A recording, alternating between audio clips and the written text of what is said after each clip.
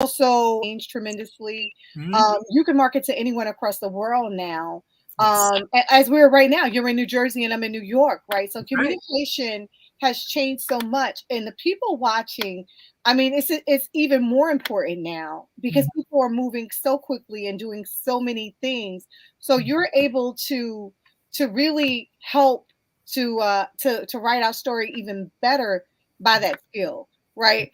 You Yeah. know, most of the time I tell my students when I'm teaching communication is that we need to get out of the habit of waiting to talk, Ah. and we need to have a conversation where we're listening more than we're doing anything else, because that's the way to really gauge what's going on in a conversation. Yes. And even now with my 5-year-old, sometimes, I'm from the South, so Okay. I'm a little more reactive, Mhm. right, to certain things, right? But I realize now with him, very different than my 33 or my 27-year-old. Oh, It's a very different dynamic. yes. Whereas he has a voice that is very unique, Yeah. Yes. and Yes. he has all of these opinions that my kids were not allowed to have. Yes. Yes. Well, when you put things into context, I mean, now it's all about the electronic age. I mean, I'm sure that your 5-year-old knows the electronics and how to maneuver Mom, the please close television. my door. Thank you so much. I'm sorry about that. Yeah, he knows. Yeah. He does know how.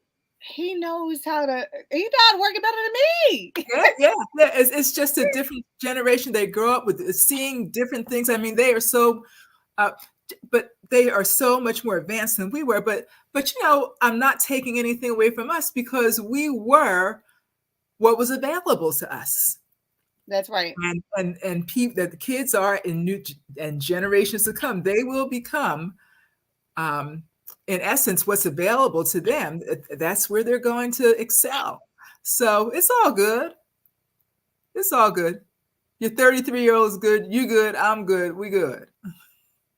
Absolutely, and we are good, and it is a different generation. And the amazing part about where we are right now is that we Mm. can step back Mm. and really appreciate the generation. One, the Yes. generation we came from. Mm. Two, the generation that is here before us now, which is very different than anything else that we've ever done, right? Yep. But back to the communication and writing our narrative when it comes to you, I mean, it's so amazing. Your story in itself Mhm. is amazing. I want you to kind of tell us how you got to where you are, because when we're talking about the barriers, and you said, you know they wanted to hear a Black woman's voice, right? Yes. And you were at the right place and the right time and the right person to put in the right seat. So Yeah. I want you to talk about how you got ready. So you were ready, so you didn't have to get ready, because I want anybody that's listening to our show today to Mhm. kind of understand what that really looks like Yeah. and real perspective. And then I want you to talk about some of the best practices. Like now you're there, right? So Mhm. that's one thing, being there. But now that you're there, how do you lift as you climb? Like, how do you bring other people into where you are? Because I already know the answer to that. I had the fabulous opportunity to be a part of a conference with Reverend Sujay and you, and the testimonials from some of the speakers about that path was amazing. And I just want to share that with the listening audience, because I think it's very important for them to understand Yes. that you were ready, so you didn't Yes. have to get ready. Yes. Well, okay. So let's talk about getting there. Uh-huh. So my philosophy has always been positioning, because you Mm, never really know. How many people do you know that went to college and then they went to grad school and they came back and they said, I really don't want to do that. And all that money is wasted because right. it's not what they thought it was. So I've always been into positioning. Um, First, Position. have an interest, have a purpose, but always be ready to pivot. So in college, I had no idea what I wanted to go to school for, but I'll tell you this. This is That's what I most of us. yeah, I thought I said I should be a professor of history or something. I had no idea. But I found what I did not know was my purpose before I went to college, because it was the time that radio was changing from dating myself, but it is what it is, from AM to FM. So in New York, LIB went to WBLS FM with your Frankie Crocker, Vaughn Harper, you know, Vi Higginson. First time I ever heard a woman on the air. And I was like, wow, I had a transistor radio. I took that radio with me. I want to let the music up. That's when I knew I was a music junkie, but I had no idea that when I went to Howard University, I registered in liberal arts and I stepped on the campus, turned on the radio because HUR it was a station that the university acquired from Catherine Graham from the Washington Post because they had to divest of some of their interests. So they sold the radio station for peanuts. And I walked on campus, turned on the radio station, and I heard a woman DJ. She identified herself as Ebony Moonbeams. And I thought, oh, they have one of those here too. And one day I just worked up the nerve to walk over to the radio station, to stick my foot in the door to say, you need any help? And the music music director was like, well, do you know the alphabet? Because those were the days where DJs, they played what they wanted to. It was, wasn't like you have a list and you make sure you play these, and it was different. So every day I would go and I would just put all the records that they dropped back. And next thing I know, I was doing public service announcements, writing, and I transferred to the School of Communications, and then we worked our way into radio. We were the first students on the radio station, HUR.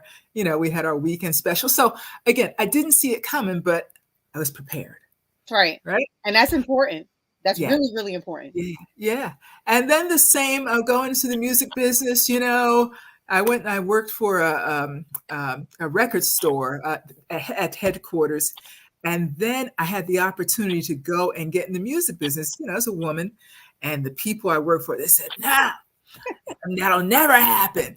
They'll never hire a woman. And so I just worked up the nerve. Something in the back of me worked up the nerve to say, And I left and I got the job. And the rest was, just a lot of record companies that I have been proud to work for. A&M Records, before that, Casablanca Records, George and Chris and Cher and all that, and Cameo. I love those guys. And then A&M, when you have something special like Janet Jackson or brand new Jeffrey Osborne, Atlantic Star, you're sitting on a keg of dynamite. So, the music industry, again, I didn't see that coming.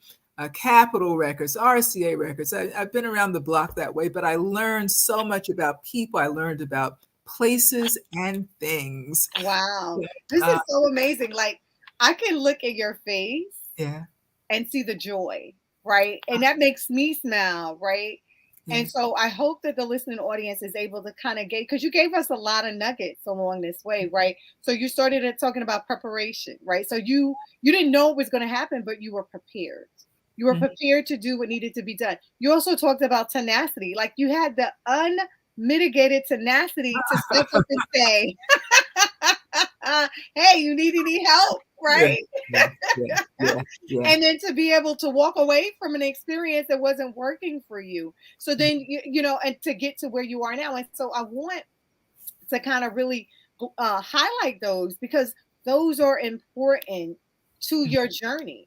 Like, there was, you just took us on a trip, right? But this, you ended in a destination. There's a destination at the end of this that was very, very successful for you. And I just want to kind of walk through what that journey looks like, which is what you just did. And I'm so happy to have you on to talk about, all of these things. And now I want you to talk a little bit more, because now you're here, right? Mm-hmm. The other thing that I want to step back a little bit on is you're doing what you love, right? Yeah. You're getting paid to do what you love. Yes. And that's a beautiful thing. I remember when I used to work for Senator Schumer, and folks are like, you worked like 1 million hours. He loved what he did. He jumped out of the bed with joy because he loved what he did. And so from that, I just want to say to my listening audience, if you're doing something now in your life and it feels robotic and it doesn't give you joy, then I encourage you to find something that gives you joy. I'm not saying quit your job. I'm not encouraging any of that. That's Not right. until you get a new one, right? But I am saying to you, find a career that Yeah, brings you joy, that inspires you to get up in the morning yeah, to do the things that you do. And I just want like that joy that you're yeah, displaying right now. That's not normal. Like I hear folks like, oh, yeah, I had to go to work. yeah, yeah. But Yeah, they can let do me what they do. let me tell you something, Terry, though, and let me just backtrack for a second. When I say position, um, and I didn't see it coming, what was the catalyst was the music. I had no idea Mm, why I love music so much.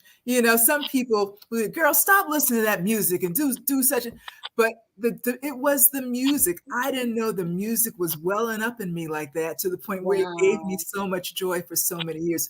Without the love of the music, Wow. The love of the it would have music. been different. It would Yep. have been very different. And I say that about anything that you choose to have a career in. It's the love of it. Yeah. It really like I love what I do. I understand my definitive purpose in life is to encourage and empower others, right?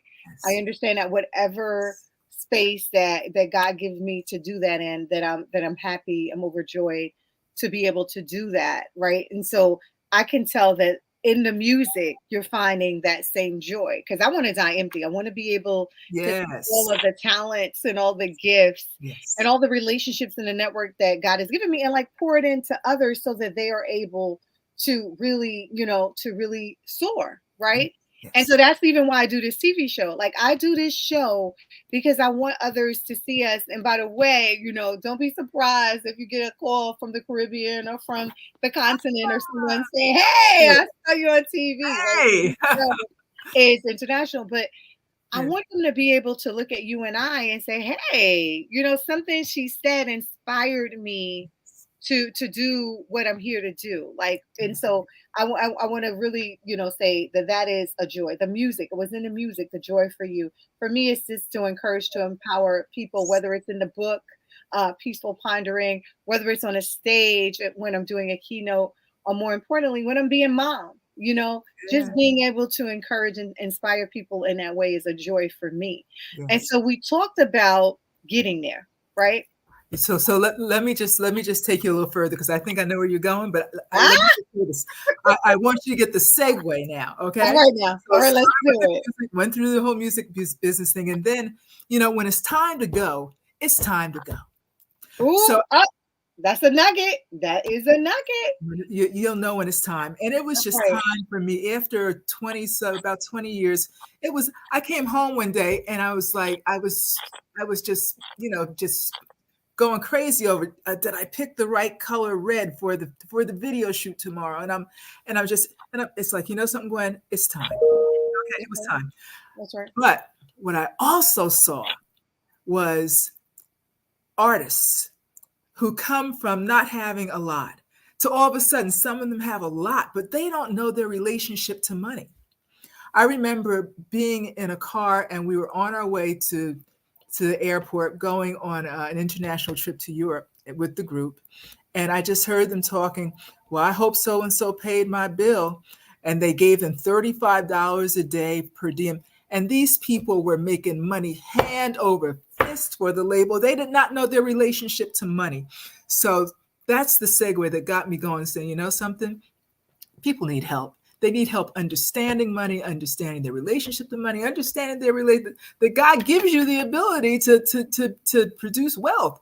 And from there, I went and I met a friend, God rest her soul, and she got me into financial planning. I went and I studied and I got my licenses, and I was able to help people invest. But more than that, the other part of helping people invest, my dad said, baby, you always have something on the side. So I always had my business on the side to help people understand why they do what they do with their money so they can get to the point where they could invest. So, and again, that was again women in investment. I just read an article today about how when you talk to a financial planner, a lot of the time they're talking over your head, or that's what That's I found. right. And sometimes I'd be like, well, I sure hope they're doing the right thing with my money. Well, it's your money, That's and right. So you need to know what right. or when you lay your head on your pillow, you need to be able to sleep and not hope that they're doing the right thing with your money. So as an investment advisor, financial planner, I work for a couple of investment companies for about another 20 some odd years. And now there are 10,000 stories out there in the naked city, and you see Right. them all. That's And right. no matter how much money, here's the deal. No matter how much money people make, if they don't know how to manage it, they're going to be in a bad situation.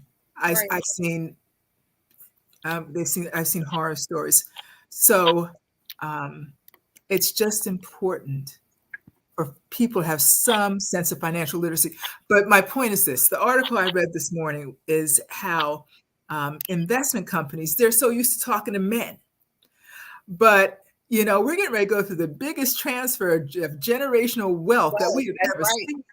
That's Because right. baby boomers, they're getting older, and they're dying bit by bit. And the legacy that they are leaving to younger generations, between now and 2045, we will see $68 trillion. I want to say trillion, maybe it's billion. I'm sorry, I need to go back, but it's a lot of money any way you look at it that will Right. be transferred to generations. And it's so imperative that right now that those younger generations need to know how to manage money. I know my father would turn in his grave if he left me some money and I blew it away, That's and you right. see it every day. That's So, right. yeah. Absolutely, absolutely. So we're gonna take a quick break, and we'll be right back. But I want to really dig into understanding your money, managing your money, and knowing that you have the power to direct your money in a way that you need to direct it in. We'll take a quick commercial break, and we'll be right back. Metro New York's port services are currently constrained and challenged in facilitating the handling of international cargo. It's time for a whole new ballgame. Just 55 miles north of the city, Stewart Airport, closed during the base realignment, is an underutilized resource that could be maximized and bring growth to the area and relieve New York City. It's an ideal place for a thriving supply chain center of regional excellence called SCORE. We intend to support the New York and New Jersey Port Authority's commitment to the New York International Plaza, putting it at the forefront of a transformation of regional global trade, telecommunications, and economic growth. A logistics-based regenerative smart city that supplies an interactive platform of data and document interoperability to optimize resources. SCORE will transform this location into a thriving hub that can process and distribute cargo via various methods of transportation, elevating it to one of the world's best intermodal ports. We aim to build a cybersecure network operations center that enables customers to share data in real time across the supply chain and across the whole region, utilizing eco-friendly practices to keep things running efficiently. And it doesn't stop there. Not only will SCORE develop high-speed wireless networks in a data-driven city to improve logistics and facilitate international trade, it will also create critical infrastructure for regional economic development. By optimizing the business environment, attracting startups and investment, supporting the development of high-value industries such as medical, education, technology, and hospitality, creating new employment opportunities for the region. SCORE will inject vibrancy and inspire prosperity in an underutilized area to develop a greener and more livable smart city that thrives, bringing excellence to the Hudson Valley. It's a game changer. Visit IC Logistics to learn how you can support this SCORE economic development initiative at Stewart Airport. Today we're taking a little vacation on the west end of St. Croix, visiting a seaside restaurant called the Beachside Cafe here at Sandcastles on the Beach. The atmosphere is just wonderful. You just feel very welcome when you're here. Hi!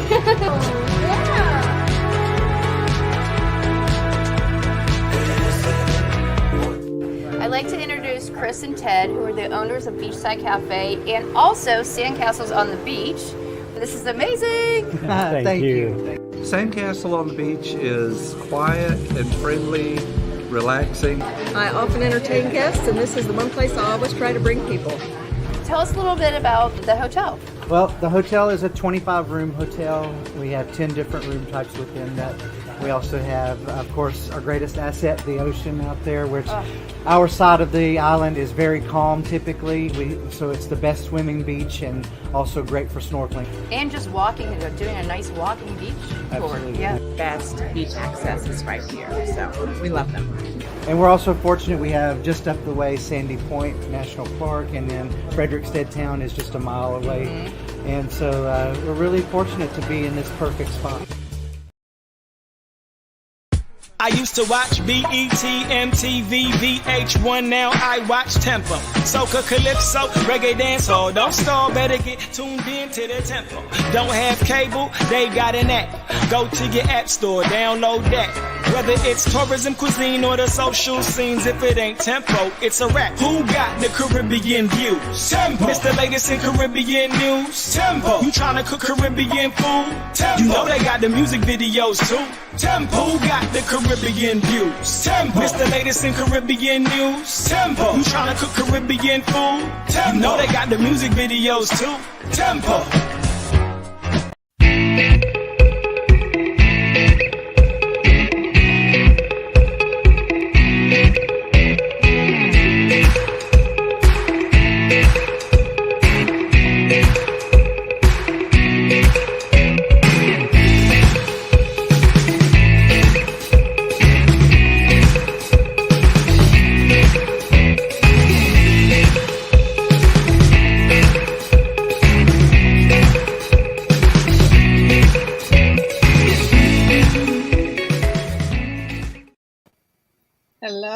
Hello. Hello. Welcome back to the Coaxum Report. We were talking about some really powerful stuff when we took a quick commercial break. We're talking about your finances. We're talking about understanding your finances, being able to manage your finances. And one key thing that you said, Gwen, that really needs to stick out to all our listening audiences, if you are not able to manage a little bit of money, you're not going to be able to manage a lot of money, right? So, when you were giving us the information about your finances and manage them, I thought about lottery winners, how someone can win a lottery, millions of dollars, in less than a year, they're broke, right? So they have to master their finances. And so one good thing, that where you are now, you're in a place to really show people how to prosper. And I remember reading the rabbi wrote a book about thou shalt prosper. Yes. And he talked about understanding your money, having the relationship, especially, I'm not sure about how your household went, but me as an African-American woman in the South, we didn't talk about finances. You don't ask people about their money. You don't ask them how much they make, which is how the inequity just went from generation to generation about doing the same job and not getting paid the same amount because you didn't ask about those things. Those things were things they were taboo. You just didn't talk about it. Yeah. You had the energy, the wherewithal, and more importantly, when you talked about your dad, really helping you to understand that this was really, really important. And generational wealth. You talked about when we were getting off, you're talking about that generational wealth and that how that's going to be transferred over from the baby boomers to the generations now that just don't understand how to master the money the way, say, maybe the Rockefellers did, right? Yep. Or the other key players, the JP Morgans that have legacy. Like there's generations after them and they've been gone a long time that are still able to survive on that wealth that they build in their time, right? Yes. So talk to us a little bit about financial planning and understanding not just your money, understanding your family's money, right? Yes. Understanding that you need a budget, right? So you need to know what to work from and then what your goal is, right? Yes. You just can't make money and say, well, the money's just going to be there because we're getting older. Absolutely. Well, see, those are some great points. First of all, let me just give this disclaimer. People, we don't tend to talk about money. We're very private about money. Mm-hmm. But, We go to school, they teach us how to get a job, That's right. how to start a business. That's But right. nobody teaches us. It's not in the curriculum. And That's right. some states have added financial literacy to the curriculum. But generally, there's no uniform way that we learn about how to manage money. Now, I can tell you my conspiracy theory, but when those credit and the guys those people who are getting that interest because you racked up so much, we, present company included, racked up so much debt that they don't have to get out of the bed. They just roll over because you're going to make that interest payment, right? That's right. That's right. Well. So, but nobody teaches us how to manage money. So what I want to say is please don't feel badly like, oh, I can't go talk to anybody about this. This is a mess. Well, yeah, we have all been a mess, had a mess, or will be a mess at some point if we don't start talking about it. The issue is finding someone that you trust to talk about it with. Because I understand you don't want your business out in the street. Nobody wants their business in the street. But to find someone you trust and start working on it.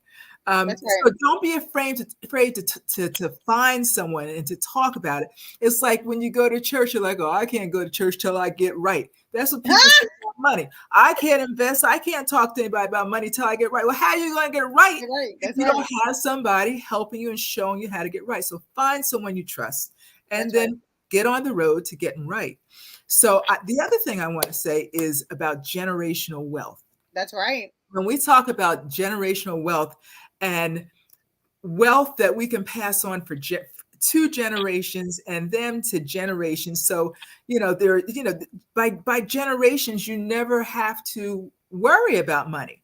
Rich people, they have money, but wealthy people don't have to think about money. That's the difference. So in terms of generational wealth, yes, it's money, but generational wealth is not just money. It's more than money.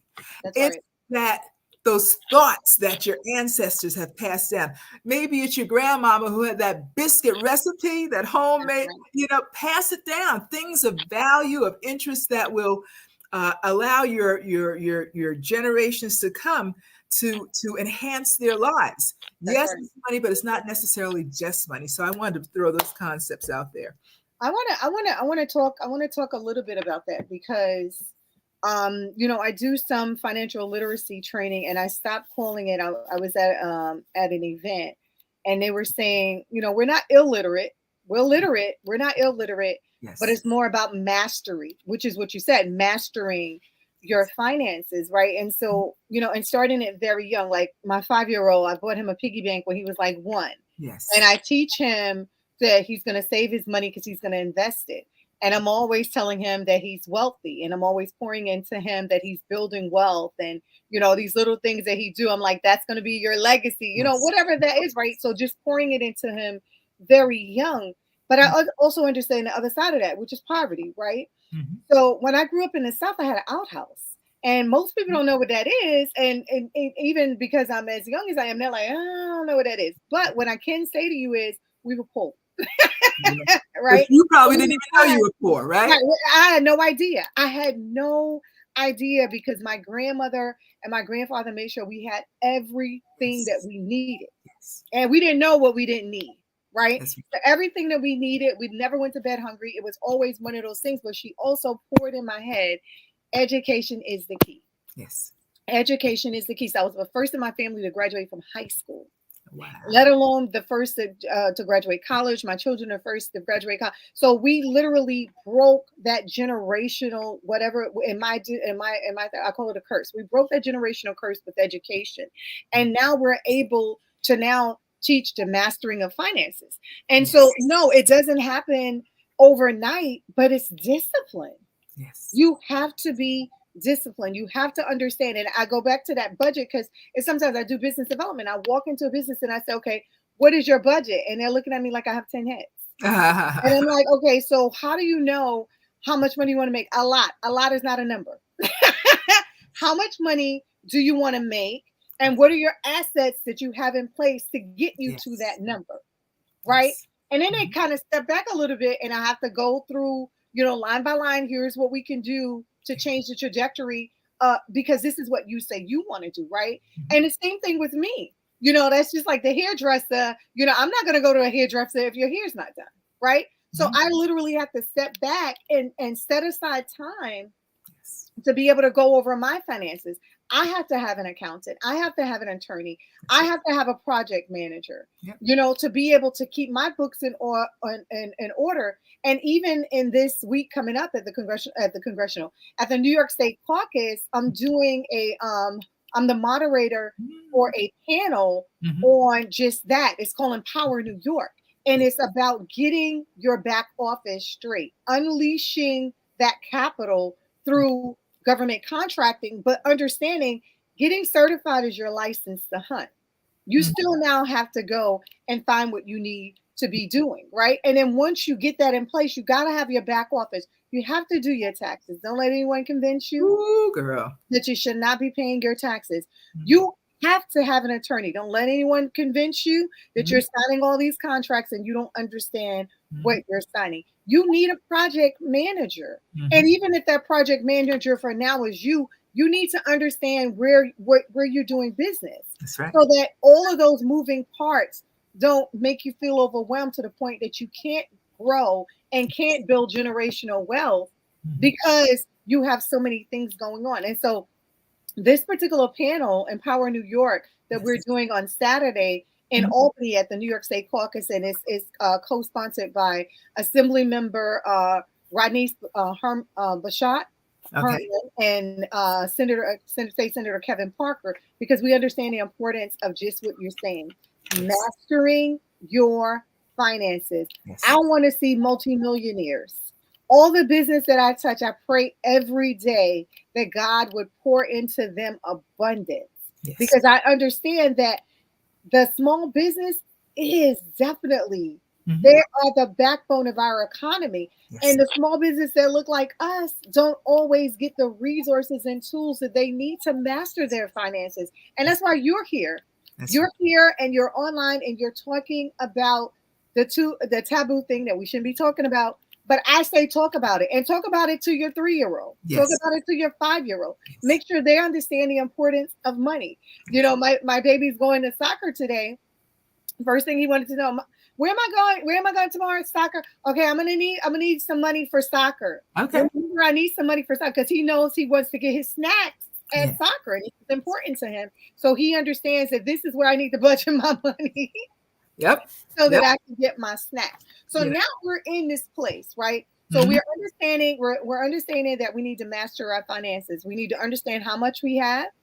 We need to understand how much we would like to make. And then we need to understand our assets that are able to get us there. So now we put all of this, a plan is what I hear you saying. We need to have a plan in place so that we can work our plan. And that way we're working our business and our business is not working us. So talk to me about how you get businesses to that point where they're putting a plan in place. Because, I'm a business owner. I got 25 jobs. I don't have time to sit down and count my money because I'm busy making money. Well, what do you say to that? Okay, I'm going to separate businesses from people, from personal finance to business finance. That's right. Please. Okay, so personal finance, when it comes to John Q. Public people, here's the deal. Know what your net worth is. Know your net worth. All right, write it down, y'all. Know what your net worth is. Know your net worth, because that's what you look like on paper. When you go to get a loan for a mortgage, or go to get a loan for a car or a business. So your net worth are your assets, everything that you own, what you own, inclusive of what you have in the bank, savings accounts, checking accounts. If you have cash value life insurance, and not term, because term is renter's insurance. You get that from a job, they'll give that to you for free. But cash value life insurance, whole life, permanent life, that's part of what you own because you have a cash value there. Your investments, your 501ks or 403bs, retirement plans, the value of your home. I heard a business owner say that all my employees have to own where they live, because that way they're building equity in where they live. So your assets are everything you own, the value of your car, Right. You know if it's a hoopty, it's not worth anything, or if it's fairly new and you have maybe it's $10,000. Everything that you own are your assets. And from that, you subtract your liabilities. Now, oh That's right. Lord, here's where we go getting into trouble. Okay. So your liabilities, credit cards, revolving credit card debt. Oh my gosh. Yeah. And that's where I always have the image of the little guy turning over in his bed every day, doesn't have to get out of bed because you're paying, you and we're paying him that interest because we can't pay off the balance of the card. That's If we right. can get to a space where we don't live above our means, yeah, and the credit cards, use them for emergencies, but that's a whole nother story. So what your liabilities, credit cards, student loans, automobile payments, mortgages on your home. I mean, there's good. Utilities costs, yeah, all Well, of that. utilities, if you keep a balance, if you owe them, That's right. but if you pay them off monthly, we're not talking about what your monthly nut is. We're talking about long term. What do you owe? Long term, what do you own? And you subtract. What do you owe and what do you own? Got it. Subtract those liabilities, what you owe, from what you own, and hopefully it's a positive number, and that's your net worth. That's what the banks are looking at. Now, for a business, when I do a business plan, I always start with the financials. That's just me. Some people start Really? with ideas. Wow. I start with the financials, and then I can build my plan around it. I can make my plan bigger or smaller, but as long as I know, it's kind of like you ever watch The Price is Right? And they have the guy going up the hill, and then you have to choose what the price is. Right. So if I can get within a certain price when I complete the plan or the other parts of the plan, I kind of basically know what I have to work with. Wow. Okay. So it doesn't matter whether you start with what the plan is and then build your finances, but you should always have a plan. It's a blueprint. You should always know where you're going and what your boundaries are.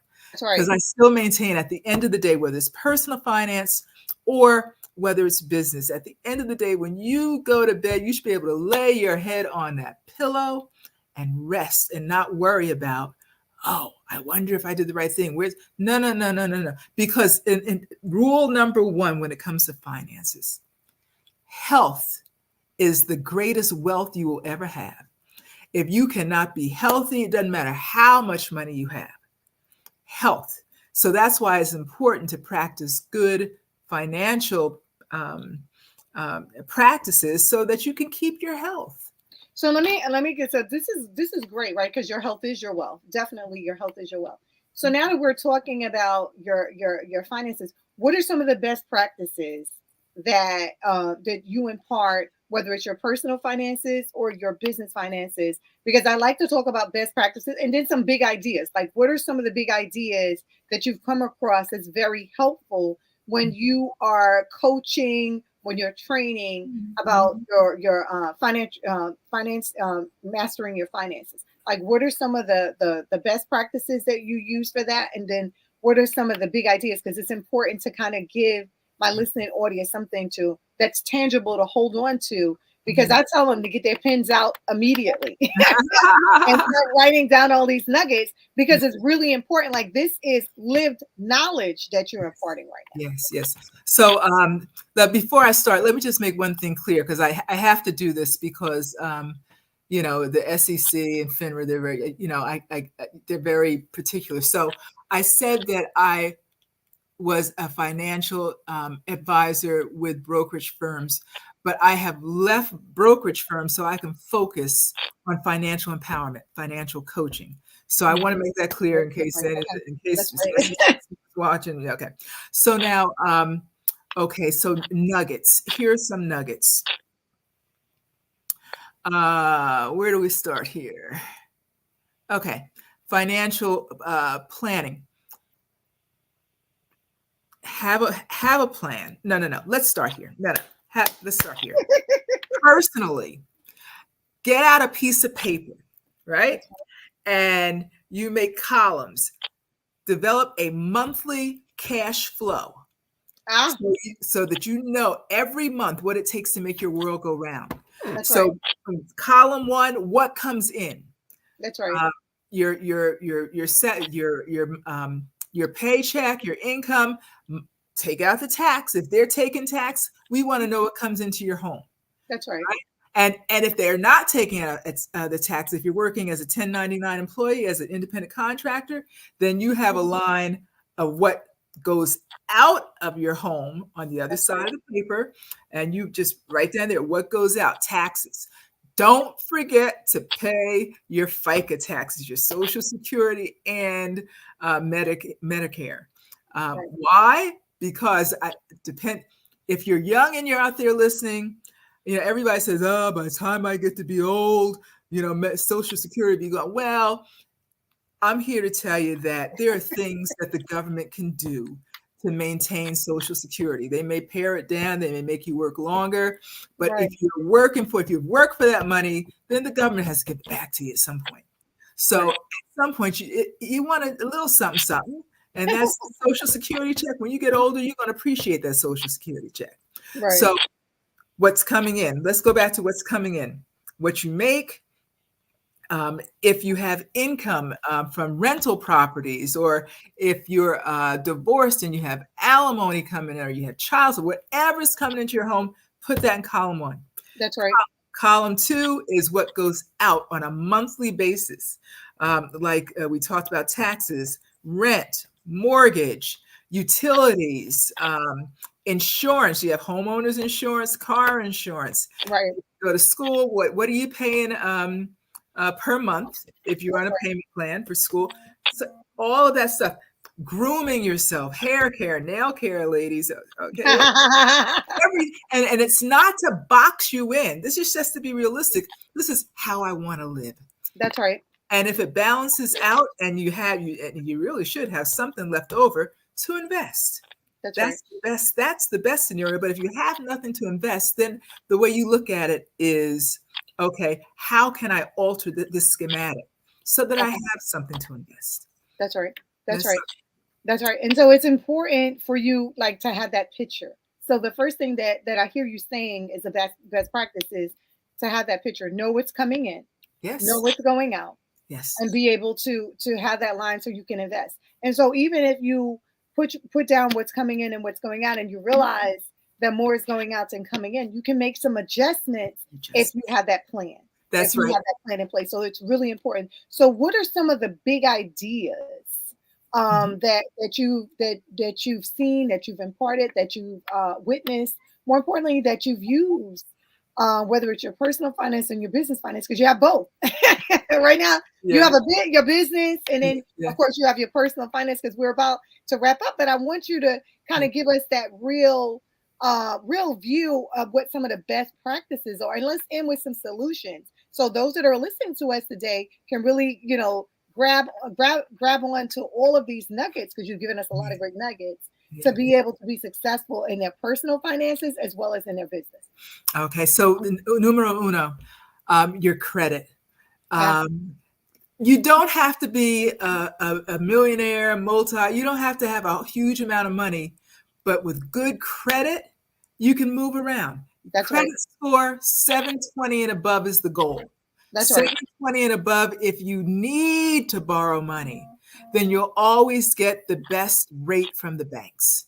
That's right. So keep a great credit score, pay your bills on time. Here's a good one. And even for your business, you may need to, this is good. Black women, since the pandemic, there have been more Black women starting businesses than ever before. Yes. And as you mentioned before, Terry, when it comes to financing the business, a lot of the time it's being financed through friends and relatives, because they're not able to get loans from the bank because maybe their credit score is not there, or just maybe because this is America and we all know what that's about. But I lost it. You said this is a good one. So we talked about, some big ideas. But your credit score, with a great credit score, I'm going to say great, 720 and above, you have options. That's right. I also want to talk about, I said something about it before, good credit and bad credit. So if you have a business, whether it's personal or you have a business, good credit, home ownership is just imperative. Home ownership, equity, because if you have a business, you're starting a business.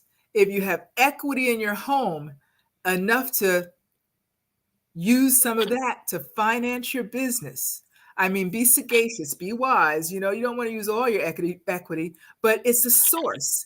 You want to be able to create sources of money. So good debt, home ownership, good debt, education. Be careful with education. If you're financing education, educational loans federally, oh my gosh, look for the state loans because usually their rates are less. And more than So that, basically, do your research and make sure you're understanding.